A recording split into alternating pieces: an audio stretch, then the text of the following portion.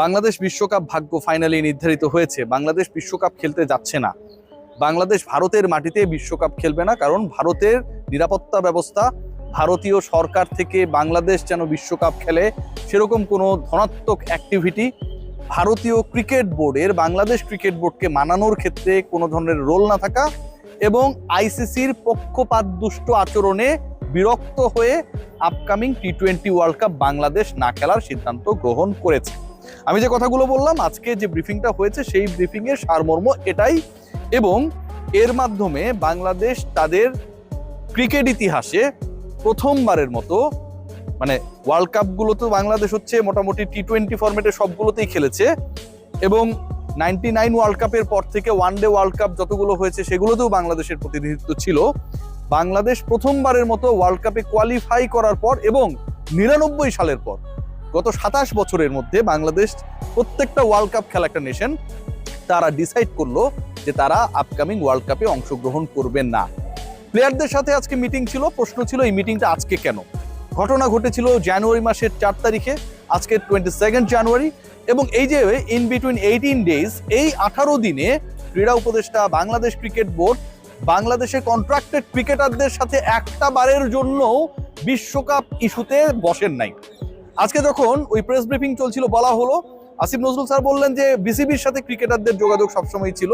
তিনি হয়তো সেভাবেই জেনেছেন, সেটাই তিনি বলেছেন যে বাংলাদেশ ক্রিকেট বোর্ড তাকে জানিয়েছে আমাদের সাথে যোগাযোগ রয়েছে, কিন্তু ক্রিকেটারদের সাথে বাংলাদেশ ক্রিকেট বোর্ড কোনো মিনিমাম কমিউনিকেশনস রাখে নাই রিগার্ডিং দিস ইস্যু। আমি বলছি না ভারতে যেই ক্রিকেট খেলতে হবে, মুস্তাফিজ অপমানিত হয়েছে, আমাদের ডিগনিটিকে ছোট করা হয়েছে, কিন্তু আমি যখন জানি আমি ইন্ডিয়ায় গিয়ে ওয়ার্ল্ড কাপ খেলবো না, এবং আমি যখন জানি আমি ওয়ার্ল্ড কাপ খেলতে চাই এবং সেটা বিকল্প কোনো একটা ভেন্যুতে, তখন ওই বিকল্প ভেন্যুতে আমি ওয়ার্ল্ড কাপ খেলার জন্য যে কূটনৈতিক তৎপরতা, যে ডিপ্লোম্যাটিক চ্যানেলগুলো মেনটেন করার কথা, সেই জায়গায় যে আমি ফেইল করেছি। আমি শুধুমাত্র একটা ভোট পেয়েছি, সেটা পাকিস্তানের কাছ থেকে, যেই পাকিস্তান বাংলাদেশের জায়গায় নামিবিয়া, সাইবেরিয়া হলেও আসলে ভোটটা ভারতের বিপক্ষেই দিত। সেই ভোট নিয়ে আজকে আমাকে সন্তুষ্ট থাকতে হয়েছে। বাংলাদেশ ক্রিকেট বোর্ড ডিপ্লোম্যাটিক জায়গায় যে ফেইল করেছে, আজকের এই ঘটনা সেটাকে প্রমাণ করে দেয়, এবং এটার কারণে ভারতের মাটিতে আমরা ওয়ার্ল্ড কাপ খেলবো না। আমিও এই স্ট্যান্ডকে সাপোর্ট করি, কিন্তু এই ফেইলিওরের কারণে শ্রীলঙ্কায় গিয়ে অন্তত আমাদের বিশ্বকাপ খেলার ভাগ্যটা সুপ্রসন্ন হলো না। শ্রীলঙ্কাও জানিয়ে দিল যে বাংলাদেশের সাথে যদি তার গ্রুপ চেঞ্জ হয় বা বাংলাদেশ যদি সেই বি গ্রুপে চলে যায়, তাতে তাদের আপত্তি রয়েছে। খুব ভালো হয়েছে। খেয়াল করে দেখুন, ইন্টারেস্টিং কিছু ফ্যাক্ট আপনাদের সাথে শেয়ার করি। এই যে বাংলাদেশ না খেলার সিদ্ধান্ত নিল, আপনাদের টি-20 ওয়ার্ল্ড কাপ, বাংলাদেশের টি-20 র্যাঙ্কিং কত হবে? টি-20 র্যাঙ্কিং হবে 21, 21তম টি-20 দল হিসেবে বাংলাদেশের র্যাঙ্কিংটা হবে। প্রথম 20-এর মধ্যে এই বিশ্বকাপ শেষে বাংলাদেশের র্যাঙ্কিং থাকবে না। আবারও বলছি, ভারতের মাটিতে আমরা খেলবো না। I support this stand, but একই সাথে এটাও বলছি যে আমি যে ভারতের বিকল্প হিসেবে অন্য দেশে খেলবো, সেই কূটনৈতিক তৎপরতায় আমি ফেইল করেছি। যেই কূটনৈতিক তৎপরতায় পাকিস্তান পাস করেছে।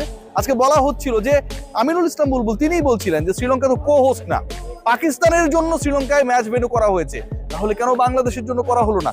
এই বক্তব্যটা এখান থেকে আইসিসির জায়গায় আপনারা কেন জোরালোভাবে দিতে পারলেন না? বাংলাদেশ সরকার, ভারতীয় সরকার, বিসিবি, আইসিসি, বিসিসিআই, এই যে 5টা অর্গান রয়েছে, সেই জায়গায় বাংলাদেশ ক্রিকেট বোর্ড কোনো স্ট্রং রোল কেন প্লে করতে পারলো না? এই দায় তো পুরোপুরি ক্রিকেট বোর্ডের। 21তম র্যাঙ্কিং এ চলে যাওয়ার অর্থটা দাঁড়ায় যে বাংলাদেশ ক্রিকেট দল এর পরের যে ওয়ার্ল্ড কাপটা হবে, সেই ওয়ার্ল্ড কাপে খেলার আগে বাংলাদেশকে অনেকগুলো প্রি কোয়ালিফায়ার খেলা লাগবে। পিএনজি মানে পাপুয়া নিউগিনি, ভানুয়াতু, ফিজি, এই টাইপের দলের সাথে বাংলাদেশকে কোয়ালিফায়ার খেলতে হবে। ওসব দেশে গিয়ে কোয়ালিফায়ারের ভেন্যুটা আমার দেশে হবে না, ইন্ডিয়া পাকিস্তানেও হবে না, কারণ ভেন্যুটা হবে সেই সব দেশে যারা আসলে কোয়ালিফায়ার খেলবে। এরকম টাইপের দেশে কোয়ালিফায়ারের ভেন্যু হবে।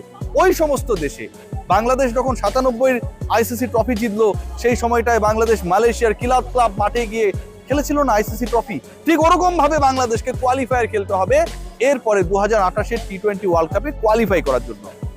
আপনার র্যাঙ্কিং এখন 21 আফটার দিস ওয়ার্ল্ড কাপ।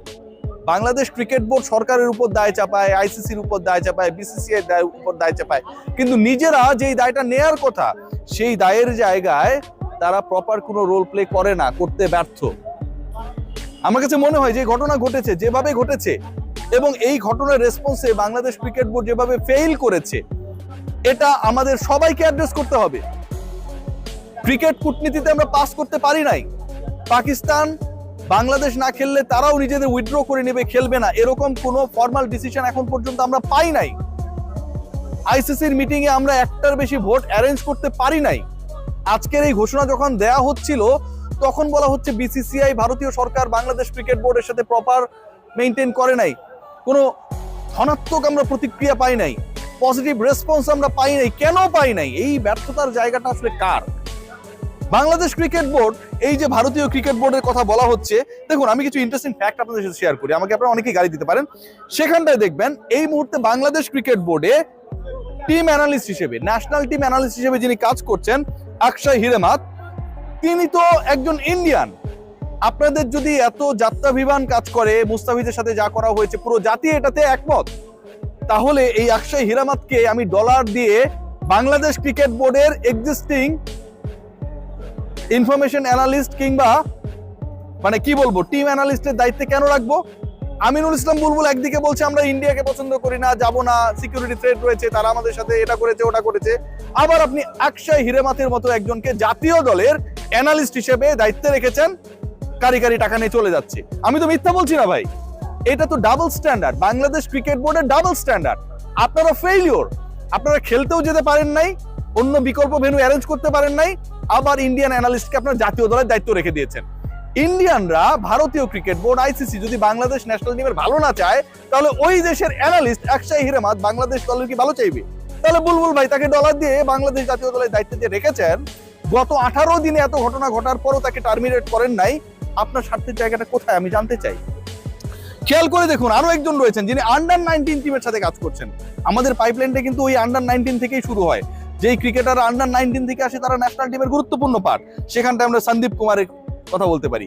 ইনিও বাংলাদেশ ক্রিকেট বোর্ডের বড় অঙ্কের ডলার এভরি মান্থ ড্র করেন, 5 স্টার রেসিডেন্সে থাকেন, ভারতে যাতায়াতের টিকিট পান, 24/7 গাড়ি পান, সবকিছুই পান। সো বাংলাদেশ ক্রিকেট বোর্ডের স্ট্যান্ডার্ডটা কি? তারা কি করতে চায়? পাকিস্তান তাদের সাথে নেই, ভারতীয়দের আমরা পছন্দ করি না, ভালো কথা, ভারতে আমরা যাবো না, ভালো কথা, আমরা কোনো বিকল্প ভেন্যু অ্যারেঞ্জ করতে পারলাম না, একটার বেশি ভোট পেলাম না, খারাপ কথা, আমরা আবার ওই ইন্ডিয়ান অ্যানালিস্টদেরকে বাংলাদেশ দলের সকল দায়িত্ব দিয়ে রাখছি। এটা কেমন কথা ভাই? এটা তো আসলে আপনাদের সেই স্ট্যান্ডার্ডের সাথে, আপনাদের সেই বোল্ডনেসের সাথে যায় না। বাংলাদেশ শেষ পর্যন্ত যাচ্ছে না এবং বাংলাদেশের টি20 র্যাঙ্কিং 21তম হবে বিশ্বকাপ শেষে। পরবর্তী বিশ্বকাপে বাংলাদেশকে খেলতে হলে ভানুয়াতু, ফিজি, পাপুয়া নিউগিনি, চাদ, মালে, এই যে দেশগুলোর কথা বললাম, কঙ্গো প্রজাতন্ত্র, এই টাইপের কিছু কিছু দেশে বাংলাদেশকে যাওয়া লাগবে, কোয়ালিফায়ার খেলা লাগবে। সেখানটায় যদি বাংলাদেশ দলের সুপ্রসন্ন হয় ভাগ্যটা, তাহলে হয়তো বাংলাদেশ দল পরবর্তী বিশ্বকাপ, টি20 বিশ্বকাপ খেলতে পারবে। বাংলাদেশের ক্রিকেটের আজকে একটা খুব আমার কাছে মনে হয় ব্যথার দিন, খারাপ দিন। এবং ক্রিকেটারদের সাথে যে আলোচনা হয়েছে, মোস্ট অফ দ্য ক্রিকেটার্স তারা বিশ্বকাপ খেলার পক্ষেই আজকে মত দিয়েছিলেন, এটুকু আপনাদের নিশ্চিত করে বলতে পারি। সবাই ভালো থাকবেন।